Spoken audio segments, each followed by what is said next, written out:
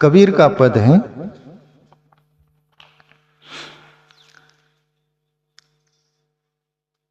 पानी में मीन प्यासी मोए सुनी सुनी आवत हंसी। आप कबीर ईश्वर का अनुभव किए हैं और वो दृष्टांत दे रहे, यानी उदाहरण एग्जाम्पल कि पानी में मछली हो और वो प्यासी हो तो हंसी की बात नहीं है क्या? पानी में रहकर प्यासी रहे तो वो हंसी की बात है, वो खेत की बात है। बोले कबीर इशारा कर रहे, ऐसे ही मनुष्य तुम्हारे अंदर परमात्मा है और तुम्हारे अंदर रहते हुए तुम प्यासे हो, उससे अनभिज्ञ हो, उसके अनुभव से, इसलिए तुम पर भी मुझे हंसी आती है। पर संत बोलते हैं ना, कुछ आड़े लेना पड़ता है तब तुम पर अच्छा वार होता है। मैं वो से सुना पड़ा था, बोले मैं उपनिषद जो भी शास्त्र लेता हूँ संतों का वो लेता हूँ, तो मैं खुद ही बोल रहा हूँ पर उनको आड़े रखना पड़ता है। तुम पर मार अच्छी चलती, बोले सीधा मारो ना तुम भड़क जाओगे, तो आड़ लेकर यदि मारे ना तो अच्छा मार बैठती है ना। जैसे अभी एक कर्म पर मैं खुद बोल सकता था, पर प्रभु श्री कृष्ण को सामने रख दिया तो आपको अच्छा लगा ना, ऐसा आड़ लेना पड़ता है। नहीं तो संत तो वही बोलते जो वो बोल रहे, हम ही सांगतो वेद सांगते। तुकाराम बाबा को किसी ने बोला कि आप जो बोलते बाबा ये तो वेदों में से, सब शास्त्रों में से है बात, आप क्या वेद पढ़े क्या, सब पढ़े क्या?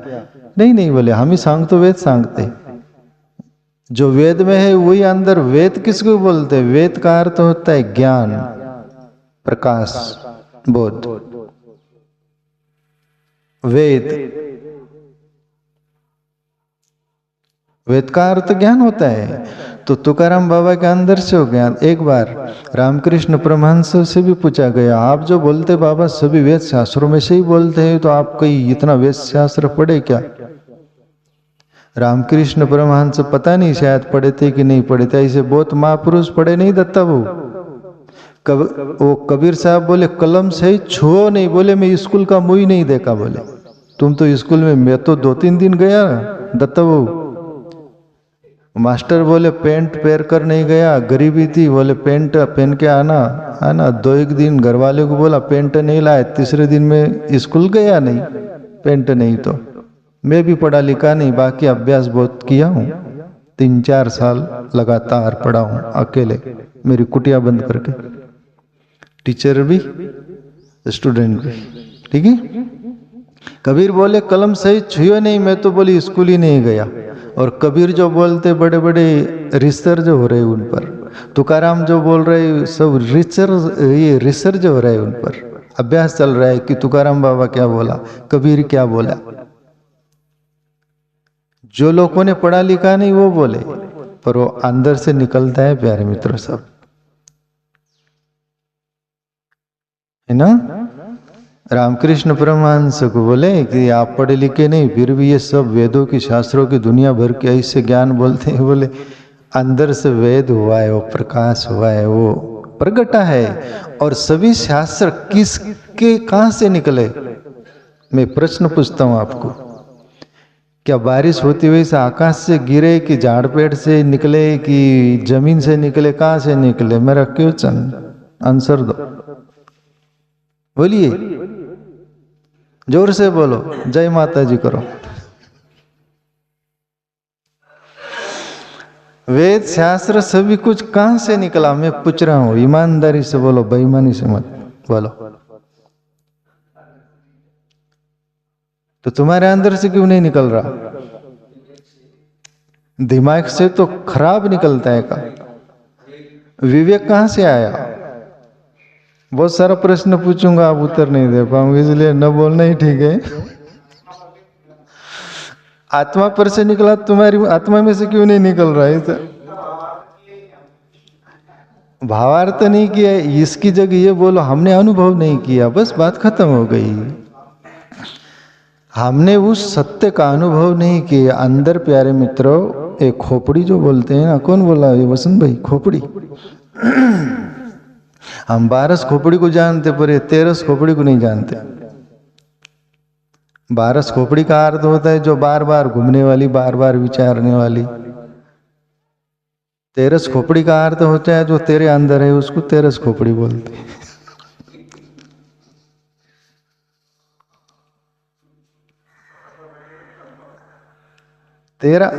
तेरा साहेब तुझ में, उसको तेरा बहुत महत्वपूर्ण शब्द है। आप हंस रहे, सच भी है। वो गुरु नानक दुकान पर बैठते, पिता कालू मेहता की दुकान थी ना, उनके बाप की, गृहस्थ थे। गुरु नानक खेती करते थे, सब कुछ करते, दुकान पे बैठते थे तो गिनते थे, 1 2 3 4 5 6 7 8 9 10 11 12 13 चौक जाते थे। ये तो अपना नहीं, हे प्रभु ये सब तेरा ही है। डबल से दान गिन कर देते, 13 के आगे बढ़ते नहीं नानक। तो 13 शब्द बहुत महत्वपूर्ण है। तेरा साहेब तुझ में। कबीर बोले, जो कुपन में घास कस्तूरी मृग ना भी बसे, फिर ढूंढे बनमाए। कबीर बोले तेरा साहेब तेरे में ही है। जो कुपन में घास, जैसे बीज होता है उसमें अंकुर होता है और पेड़ बनता है, वो छुपा हुआ है कि नहीं, ऐसे ही तेरा साहेब परमात्मा तेरे अंदर है, पर तू कपूत देखता ही नहीं। कबीर वही बोल रहे, पानी में मीन प्यासी मोहे देखत आवे हंसी। हे मनुष्यो, मैंने खोजा है, पूरा मिलिया तबे सुख उपजिया, तन मन की तपन बुझानी। कई कबीर सुनो भाई साधो, ज्योति में ज्योत मिलानी। कई कबीर में पूरा पाया। झूठ बोल रही नहीं, अपने अंदर टटोला। इसलिए उनको बोलने का हक है और अपने को सुनने का हक है, पर सुनकर प्रयास करोगे तो जरूर कबीर की तरह अपन पा सकते हैं। ये जन्म सिद्ध अपना अधिकार है, ये उदारी का नहीं है। या दुनिया में जो भी कुछ आप ले सकते उदारी से ले सकते, पर परमात्मा को कोई ले सकता है तो वो अकेला काफी है। ये पक्का, ये डन। ये उदारी पर कभी नहीं मिला किसको, न मिलने वाला न मिलने की कुछ। डॉक्टर बोलते हैं हम हार्ट के, हृदय रोग के स्पेशलिस्ट है।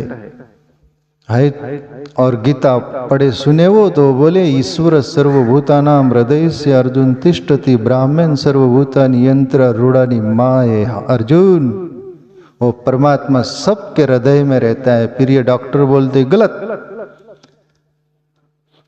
अब तेरी सोच है ना, तेरा अनुभव नहीं। वो पर प्रभु श्री कृष्ण गलत तो नहीं बोल रहे ना, प्रमाणिक बोल रहे। ईश्वर सर्वभूतानां हृदय से अर्जुन तिष्ठति, उस परमात्मा का परिचय देते कि सबके हृदय में रहता है वो।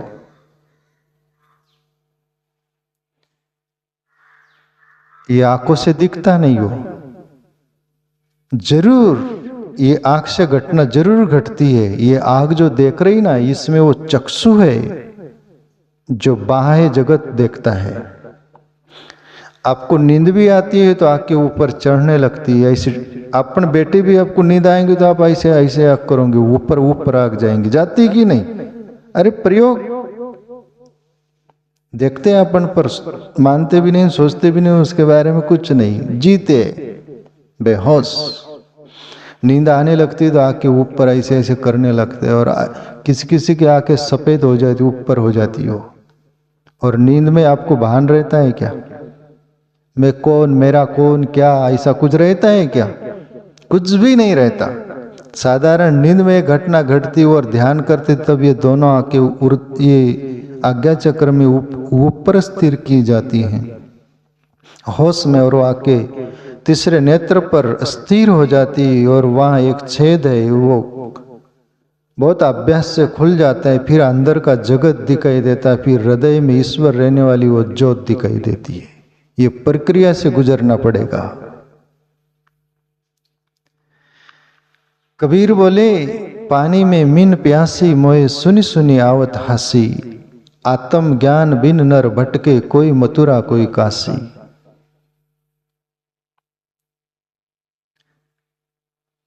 कबीर बोले आत्मज्ञान के बिगर कोई मथुरा जा रहा है, काशी जा रहा है, दुनिया भर के तीर्थों में जा रहा है, पर जो तेरे अंदर महा तीर्थ तवा नहीं गया। त्रिवेणी बोलते इसको, आज्ञा चक्र को। गंगा यमुना सरस्वती जो बोलते ना, सरस्वती सूक्ष्म नाड़ी पर से है वो। ईड़ा पिंगला दो है ना, गंगा यमुना, ये दोनों नतुन है वो, ये श्वास चलते हो, ये गंगा यमुना है। और सरस्वती जो सूक्ष्म नाड़ी मूलाधार से सहस्रार तक वो गुप्त है। दत्ता वो आप गए क्या प्रयाग काशी, उधर गए होंगे तो वहां पर प्रयाग में यमुना गंगा दो ही दिखती है, तीसरी सरस्वती दिखती है क्या? वही सूक्ष्म नाड़ी दिखती है क्या? दिखती नहीं। उसमें ही राज है। उसको अनुभव करने के लिए कबीर बोल रहे, बोले बाहर के तीर्थों में जाओ, थोड़ा एक जगह कंजेस्ट हो गए, बोर हो गए तो तीर्थ यात्रा में जाओ, वो सात्विक वातावरण है, वहां पर कुछ है बिखरे हुए कण सात्विक, तो उसमें तुम सराबर हो जाओ तो थोड़ा तुम्हारा मन शांत हो जाएगा, इतना भर। बाकी तुम बोलोगे तीर्थों में गए और हम भले चंगे हो गए, वहां से आओ रिपीटिशन करो, वही अपराध शुरू कर दो, फिर वही गंगा मथुरा काशी की याद करो, जाएंगे धो लेंगे। इतना सस्ता है क्या मामला? इतना होगा तो सब दुनिया वोच करेंगी ना। बड़े बड़े जो 2 नंबर के पैसे वाले धनपति सब कुछ करेंगे ना, वहां जाकर धोके आ जाएंगे। गंगा यमुना इनसे पूछा गया है, माताओं देवियों नदियों, आप इतने लोगों के पाप ताप धोते तो आप गंदे नहीं होते क्या? पूछा गया। अस्तित्व में ये बात घटी है। गंगा यमुना ये नर्मदा कावेरी जितनी भी नदी देव नदियाँ है, वो बोले कि भैया सब लोग तो धोते हैं, हम में बोले पाप ताप, हम भी गंदे हो जाते बोले। तो फिर प्रश्नकर्ता ने पूछा, जिज्ञासु ने, तो फिर आप पवित्र कैसे होते? और ये सुनने जैसी बात है। हम में कोई ईश्वर को अनुभव किया हुआ महापुरुष संत आकर नाता है ना, तब हम पावन हो जाती है, वरना ये दुनिया हमको गंदे ही कर डालती है।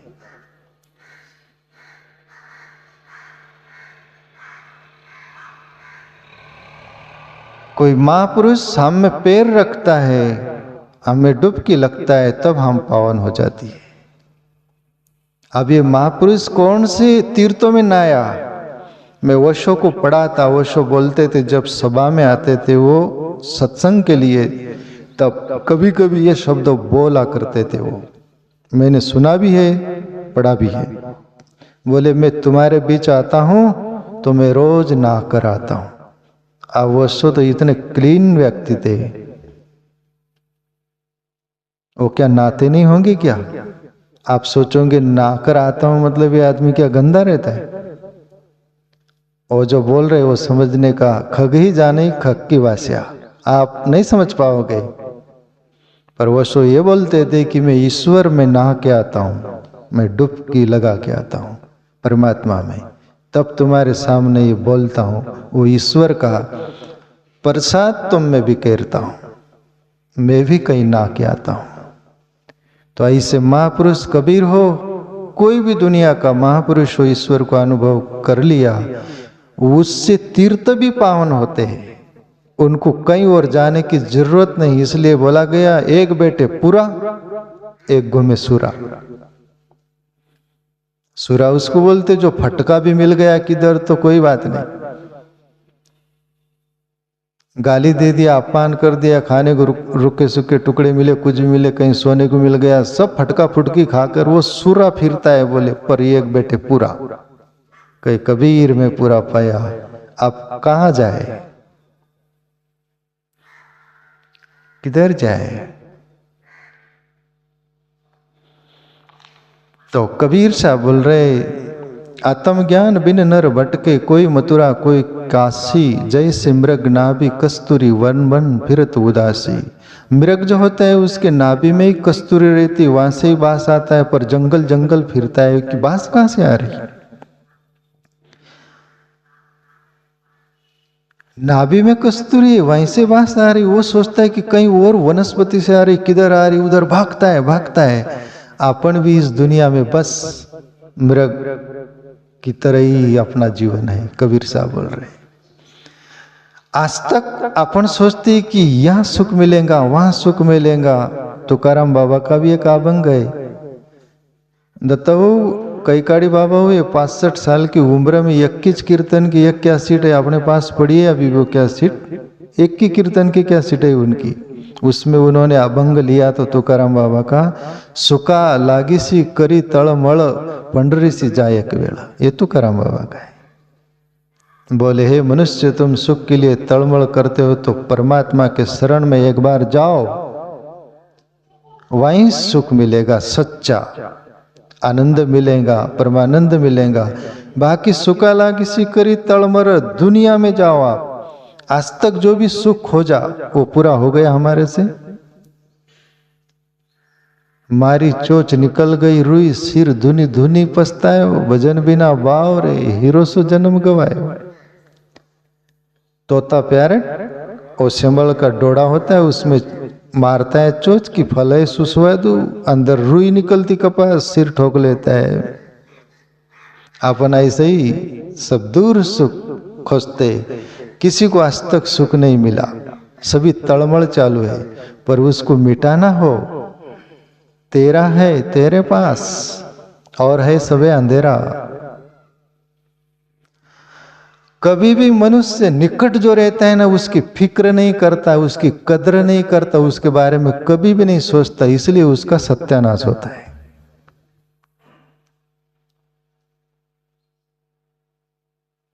तुम्हारा शरीर ये भला चंगा है ना, कभी सोच रहे आप? चल रही गाड़ी, हाथ टूट जाए, पैर टूट जाए, एक आंख फूट जाए, कान फूट जाए, कुछ भी, एक पार्ट भी, एक दांत टूट जाए, जीभ बोलती भैया कहाँ गया, वहीं जीभ जाती अपना भैया कहाँ गया। जब था तब उसकी फिक्र की, जीभ ने की, अपन ने की। ये जो मर खर गया तब रोते, क्यों रोते? बोलो क्यों रोते? कारण, मेन कारण बताओ आज मेरे को। सबसे ज्यादा पश्चाताप होता है कि आपन ने कदर नहीं की इसकी, खिलाया पिलाया भी नहीं, सताया दुखाया, सब कुछ है, आपने अच्छा नहीं किया। मेरा अपना निजी अनुभव बोल रहा हूं, ज्यादा उसके लिए ही रोता है कोई भी। वो प्यारा था कि ऐसा था वैसा, इसके लिए नहीं रोते कोई। रोते तो जिंदगी में वो ऐसा करते क्या, पर पश्चाताप के कारण ज्यादा रोते, 99%। आखिरी रो लेंगे, फिर जिंदगी में इसके लिए रोना ही नहीं, पूरी कसर निकाल लेते। लोग बोलते क्या भाव आपका, क्या वो है, क्या उसके माँ बाप के लिए, अमुक ढमुक के लिए क्या रोए। राज मालूम जिसको है उसको पूछो। बूढ़े हो गए थे, बीमार हो गए थे, रोगग्रस्त हो गए, तब तो भगवान से बोल रहे इसकी दौर खींच ले प्रभु। अपने पास पुंडलिक बेटा है, उनके पिताजी को इतनी हालत हो गई, पुंडलिक कितनी बार नहीं प्रार्थना ईश्वर से किया होगा ना पुंडलिक, सामने फेस टू फेस, हे प्रभु आप ले जा। और जब ले जाता है तो तब तुमको तो खुशी राजी होना चाहिए, फिर क्यों रो रहे तुम? ओशो से मैंने पढ़ा था, पहले बोला मुल्ला नसरुद्दीन कहते हैं कि एक डिपार्टमेंट में काम ही नहीं करता था, सो जाता था, सब कर्मचारी काम करते थे, वो सोया रहता, मालिक भी कुछ नहीं, कुछ कुछ लोग ढीठ होते ना, उनको बोले भी नहीं जाता, ऐसे ढीठ पैदा होते दत्ता भाऊ। कुच्चर दाना कुकर में डालो तो सिजता नहीं, जमीन में डालो तो अंकुर नहीं होता, खाओ तो चबाता नहीं, लेटरिन से पूरा निकल जाता। ऐसे कुच्चर जाने पैदा होते ना, ये दत्ता भाऊ, नाना की जगह दत्ता भाऊ को आज सामने लिया मैं श्रोता के रूप में। कुच्चर दाना तो मुल्ला नसरुद्दीन ऐसा पढ़ा रहता था, शैतान की तरह, दुष्ट की तरह, मालिक भी देखता था, अंदर बहुत दुख होता था। कुछ लोग, एक शेर मेरे अंदर से ये भी निकले, वो ठीक नहीं, सुनो शेर, वो ठीक नहीं जिनके पास रह के आप उदास रह सको। वो ठीक नहीं जिनके पास रह के आप उदास रहे, वो ठीक है जिनसे दूर होकर आप उदास रहे। समझ में नहीं आएगा आपको? जिनके तुम निकट रह के तुम दुखी उदास रहते हो तो वो ठीक नहीं है। चाहे कुटुंब परिवार हो, मित्र हो, कोई भी हो, तुम्हारे छाती पर फोड़ा बोलते ना, वो छाती पर रहकर तुमको उदास रहना पड़ता है, वो ठीक नहीं है। इतना जोर जोर से इसलिए बोल रहा हूं, मेरा शेर है ये। उदार होता तो वहां थोड़ा दबना पड़ता, अपना नहीं है। वो ठीक नहीं जिनके पास रहे कि तुम उदास रहे, वो ठीक है जिनसे दूर होकर तुम उदास रहे। वो छाती पर तुम्हारे फोड़े की तरह दूर है तो तुम उदास भी रहो, उनकी याद में बोलो कि उनकी बातों से लेकर बोलो दूर है ना, तो वो उदासी अच्छी है। बराबर?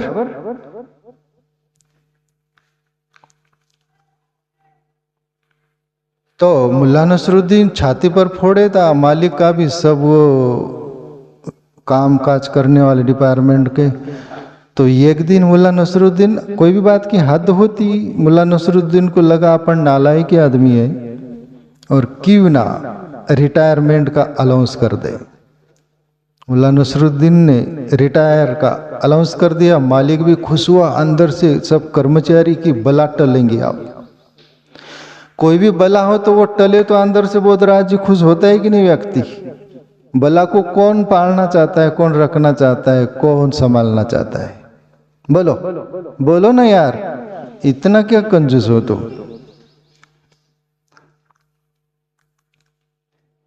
कोई भी दिमाग को तान को पसंद करता है क्या? घर की रोटी खाओ, मामा के ढोर चराओ। और कुछ लोग ऐसे ही होते, खुद के लिए भी नहीं और दूसरों के लिए भी नहीं, इनमें मानवता भी नहीं रहती है ना। तो मुल्ला नसरुद्दीन ऐसा मानवताहीन व्यक्ति था। अब कोई भी आयती खाए पड़ा रहे, कुछ काम नहीं करे, तुम करो, तुम्हारा अपना कुटुंब भी हो तो एकांती भी आलसी आदमी ऐसा कुछ हो तो उसको बोल निकाल यहां से। निकालना चाहते कि नहीं? निकाल यहां से। बेटा हो तो वो नहीं पसंद करते माँ बाप, एक गिलास पानी नहीं दे दो भाई। सब खुश हुए, बोले कि एक फॉर्मेलिटी, एक लोकाचार। बोले आप रिटायर हो रहे, बहुत अच्छी बात, खुशी की बात है, पर हमको दुख हो रहा है। फॉर्मेलिटी निभाना पड़ता है ना। जैसे आपने से कोई दूर जा रहा है तो एक फॉर्मेलिटी, दुख तो हो रहा है, आप पास थे, अच्छे थे, दूर जा रहे हैं तो अच्छा नहीं लग रहा, पर अंदर से खुश हो रहे। जा जा कबूतर जा।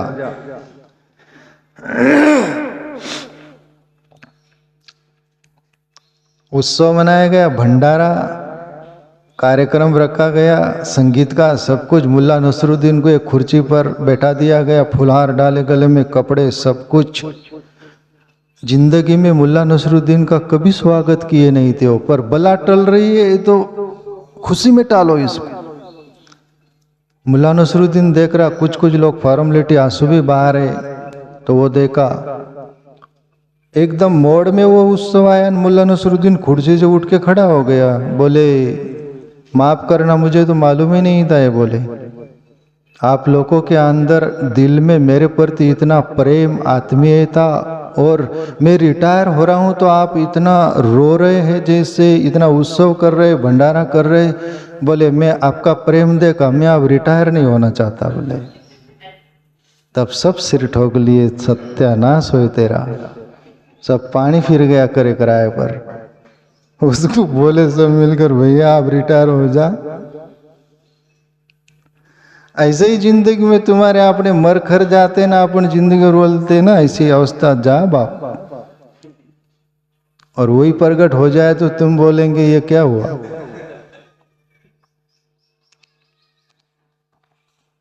कबीर पर आ जाए अपन। जल बीच कमल, कमल बीच कलिया, ताहाँ पर भंवर निवासी। जल बीच कमल, कमल जो रहता है ना वो जल के बीच रहता है।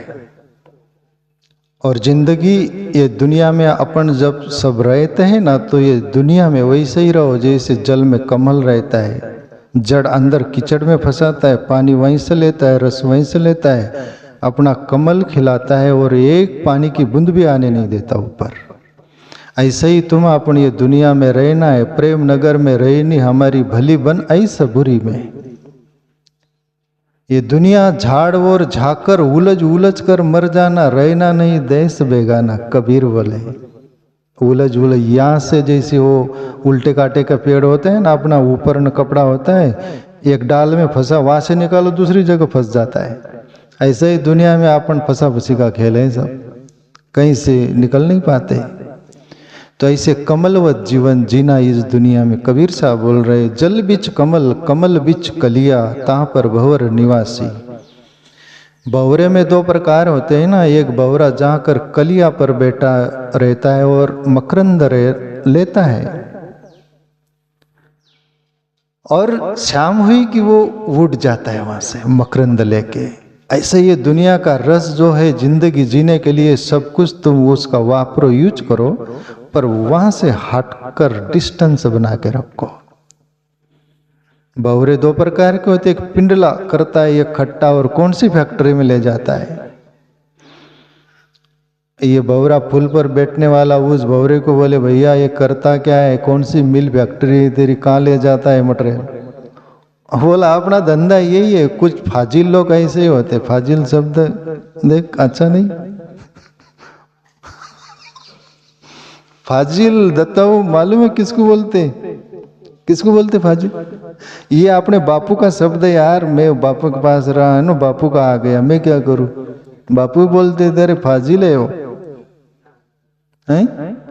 हाँ वो काम का नहीं, फाजिल मतलब बेकाम, ऐसा होता है अर्थ, है ना।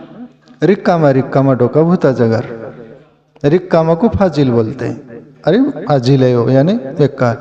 और मैं बचपन में ये गांव में दला बुड्ढा करके था, वो मेरा नाना भी लगता था, उसके मुझ से तुम भी सुने होंगे, तो कोई फाजिल ही बोलता था वो किसको भी, फाजिल यानी रिक्कामा। ठीक है, तो क्या बोल रहा था मैं? हाँ भंवरे की। तो वो एक भंवरे को बोला, यार ये क्या फाजिल बना करता है, रिकामा डोका भूताचा घर, ये पिंडला क्या करता है, तू मकरंद लेना फूल पर, वहां बैठ, मैं वहां रोज जाता हूँ। वो बोले कि ऐसा तो मैं देखा ही नहीं कभी, आपने को यही मालूम है। और दुनिया के इस धंधे के लोग जो रहते हैं उनको यही मालूम रहता है, उठ रे चंदा वही धंधा, बेलदारा चहेला पाओ पानी वाओ मेला, वही धंधा रहता है, दूसरा मालूम ही नहीं। पर किसको मालूम है वो बताएं। एक संत गंगा नदी किनारे, वो गंगा में नहाने जाते थे रोज, तो एक कुत्ता गटर में बैठा, उसको बोले भैया यहाँ क्या बैठता है गटर में, गंगा में चलना। पकड़ लिया उसको, ले गए निलाया, और वो कुत्ते सोचे ये अपराधी क्या पकड़ा मेरे को, क्या निला रहा है, लेना देना मेरा गटर का स्वाद वाद सब कुछ वहाँ का आदमी में, ये क्या ये गलत हो रहा है, मेरे अन्याय अत्याचार बहुत जी निकाल रहा है। पर संत दर दबोच पकड़ रखा था, निला दिया। दूसरे दिन संत खुश हुआ कि आप गंगा पता चल गया, वहीं जाकर बैठे। काहे को दूसरे दिन भी बीच गटर में बैठा, ये दिखा तो वो और भी संत पकड़ लिया। अब भैया एक दिन में आदत नहीं लगी क्या, चल दूसरे दिन ले गया और निलाया। वो कुत्ता सोचता है कि बहुत मुसीबत खड़ी हो गई, मैं किस आदमी किस कैटेगरी का और किधर। तीसरे दिन भी संत आए तो ऐसा दुम पुछ दबा कर भगा, कुत्ता क्या आया रहा पकड़ने को। तुमको अच्छा भी बता दो तो तुम गटर के हिस्से हो, वहीं जाकर बैठो, कि तुम भी क्या करोगे, तुम्हारा फूटा कर्म, तुम्हारे संस्कार ही वो। वैसा ही वो भंवरा पिंडला नरक का ले जाता था। वो भंवरा बोले भैया ये मकरंद पर मैं मकरंद फूल का वो लेता हूँ, तू वहां चलना। माना, कभी कभी मान जाते। सेजारणी ने बरे नहीं केले कि भाई मैं पंडरी सी ने ले, घरी खाद होते दही दूध लोनी। और या क्या क्या खिला रहे हैं मेरे को ऐसा। ये बापूजी गाते थे अपने पाल वाले भजन। तो बस सेजारिन के कारण कभी पंढरपुर चले जाते, पर वहीं घर की याद रहती थी सब गटरों की।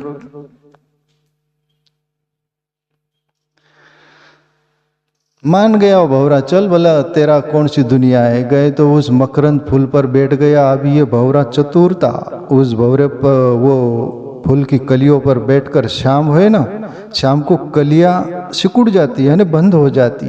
ये भौरा चतुर था, उस पर से उठ के चला जाता था। और वो भौरा को मालूम ही नहीं था, वो दब गया, बंद हो गया। उसमें जीवन से हाथ धो बैठा। चतुर जो ये दुनिया में रहता है ना, वैसा ही रहता है जैसे भौरे जैसा, कहाँ बैठना, कहाँ उठ जाना, कहाँ क्या, सभी कुछ। चतुर माल चौगुनो किनो, मूर्ख मूल गवायो। ऐसे ये मूर्ख भौरे जैसा, रस से नहीं मालूम तो फंस गया, मर गया मौत की घाट। ऐसे ही दुनिया बस बेलदारा चहला पानी वोन मेला, जिंदगी भर चलता है पर कहीं पहुंचता नहीं। कोल्लू का बेल, तेली का बेल। उसको पूछो तो थक गए, बहुत चलना पड़ता है। कोई पूछता कहाँ जाता है तू, ये मेरे को भी नहीं मालूम, पर बहुत चलता हूँ। ऐसी दुनिया में बहुत चल रहे हैं अपन, कहीं नहीं पहुंच रहे। तो कबीर साहब उसके लिए बोल रहे हैं, जल बिच कमल, कमल बिच कलिया, ता पर भौर निवासी। सो मन वस त्रैलोकी भयो, सब येती जति सन्यासी। और कबीर तो बहुत बोलते, पक्का बोलते, और पक्का आदमी तो इसलिए पक्का बोलते। क्या बोले? सो मन वस त्रैलोकी भयो, सब येती सती सन्यासी। बोले 3 लोग जो है उसमें येती हो, सती हो, सन्यासी हो, सब फंसे हुए मन के कारण। मनियो मनुष्य नाम कारणम बंध मोक्ष, या बंदाए विषया संगो मुक्ति निर्विषयम मना। ऋषि बोलते हैं मन के कारण ही तुम बंधन में आ जाते हो, और मन से ऊपर उठ गए तो तुम मुक्त हो जाते हो। तो हम यदि मन के अंदर ही जिएंगे जिंदगी भर, तो हमारे लिए बंधन की कारागार, जेल खाने जैसा हम उसमें कोठरी में बंद रहेंगे। मन से बाहर आकर वो ईश्वर में मन यदि लगा दिए, तो फिर वही मन ईश्वर हो जाता है, वही जीव आत्मा हो जाता है, वही जीव परमात्मा हो जाता है ना। तो बोले ये सभी फंसे, जाको ध्यान धरे विधि हरिहार, मुनि जन सहस 88। वो परमात्मा का ध्यान ब्रह्मा भी धरता है, विष्णु भी धरता है, शिव भी धरता है बोले। और शेष 88 मुनिजन ये भी उस परमात्मा का ध्यान धरते हैं। वो परमात्मा तुम्हारे अपने अंदर है। पानी में मीन प्यासी, मोए देखत आवे हसी।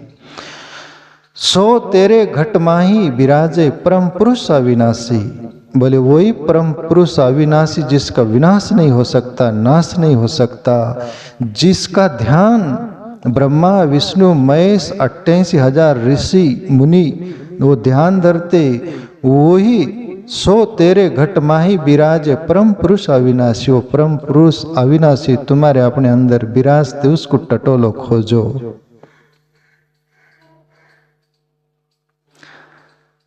है हजीर तो ही दूर बहावे, बतावे दूर की बात निराली। बोले तेरे अंदर ही है वो, और तू दूर बताता है तो तेरे ही पास है वो। तो बस प्यारे मित्रों, इतना ही बोल के मैं उस सत्संग को विराम दूं।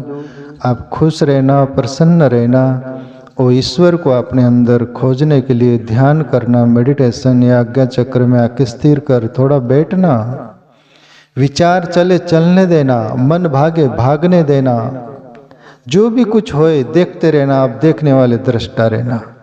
ये सब रील चलेंगी अंदर, जन्म जन्म के वो संस्कार है, वो सहज नहीं वो हो जाएगा। जो महात्मा गांधी वाली बात बोल दूं मैं थोड़ा सा। महात्मा गांधी के पास एक आदमी गया, बाबा ध्यान धारणा बताओ, कुछ ईश्वर का रास्ता बताओ। महात्मा गांधी बोले भाई ये माला ले, नाम जपना, ध्यान करना। वो आदमी घर गया, एक कमरे में बैठा, ध्यान करने को आँख बंद किया तो बहुत विचार खतरनाक है, क्या क्या है, आंधी तूफान है। वो आदमी बोला महात्मा गांधी, बाबा ये आपका माला, ये ध्यान धारणा सब कोई अपने से नहीं होगा, अपन खुले अच्छे हैं। खुले तो इतने विचार नहीं आते, सब झंझट, ये क्या है, वो तमाशा है। तो महात्मा गांधी हंसे। वो आदमी बोला, बाबा आप हंस रहे, कमाल है, मेरा अनुभव आपको ठीक नहीं लगा क्या मेरे से? महात्मा गांधी बोले, ठीक लगा, पर मैं हंस रहा हूं इसलिए कि जैसे एक मकान है, कमरा है, सालों से बंद पड़ा है, अंधेरा है उसमें, उसमें जीव जंतु बहुत रहते हैं, और कोई लाइट जला दे उसमें, बड़ा फोकस ना, वो फोकस जला दे लाइट बड़ा, और वो उजाला होए, अंदर वो जीव जंतु जो थे ऐसे भागते, दीवार को टकराते, इधर फटाफट चट्टाचट, इधर उधर, अंदर हालत इतनी गंभीर हो जाती, तो वहां अपने को लगता है ये क्या कूद रहा है, ये क्या हो रहा है, वो क्या हो रहा है। सालों से मकान बंद था, अंधेरा था। ऐसा ही परमात्मा चिंतन का तुम में वो किरण उतरती है, और फिर ये जन्म जन्म के वो संस्कार भागते और टकराते हैं। तो उससे घबराना नहीं बेटा, ये होगा, इससे ज्यादा होगा, आप थोड़ा टिके रहना। तो अपन भी टिके रहना, ईश्वर चिंतन करना, और संतों की, सच्चे संतों की मान के चलना, नहीं तो तुम्हारा सत्यानाश जरूर सुनिश्चित है। सत्यानाश मतलब ऐसा ही बोल रहा हूँ बोला मैं, पर मानोगे तो तुम्हारा सत्य का अनुभव होगा। आज के लिए इतना ही।